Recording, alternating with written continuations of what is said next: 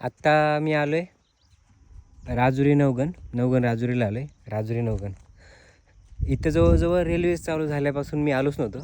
तर मी म्हणलं चला आता ह्या स्टेशनला येतो आणि इथलं काय म्हणजे घडामोडी आहे, काय अपडेट आहे बघू आणि ते तुम्हाला मी दाखवतो.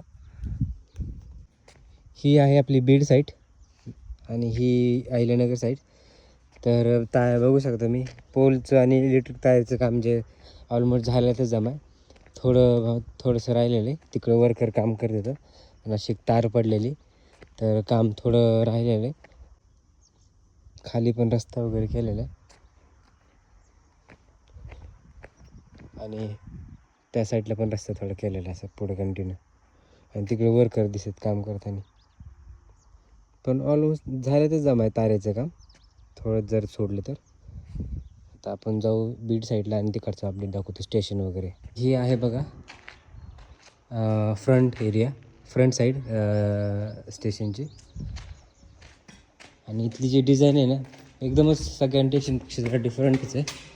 आणि हा जो मार्ग दिसतो हा स्टेशनवरती जायला सोपा आहे कम्पेअर टू त्या दुसऱ्या ह्याच्यापेक्षा. एकदमच आता आपण डायरेक्टच स्टेशनवरती म्हणजे प्लॅटफॉर्मला पोहोचू. आणि जर तुम्ही या साईडने चलत खाली गेलात ना तर खूप वेळ लागेल. जसं की इथून 2 मिनटं पण नाही लागले, तिथून तुम्हाला 4-5 मिनिट तरी लागते. हा मेन एरिया तिकीट काउंटर इथे. आणि इथं स्टेशनला मार्ग हे पूर्ण स्टेशनचे मार्ग आणि इथं तिकीट दिलेले. ट्रेन आहे, तिचा नंबर आहे ट्रेनचा इथं आणि कोणत्या मार्ग कशी जाणार आहे ते पूर्ण लिहिलेले. असे पूर्ण इन्फॉर्मेशन ह्या बोर्डवरती दिलेली. काउंटरचं अजून चालू नाही झालं, इनफॅक्ट पूर्णच काम राहिलेले.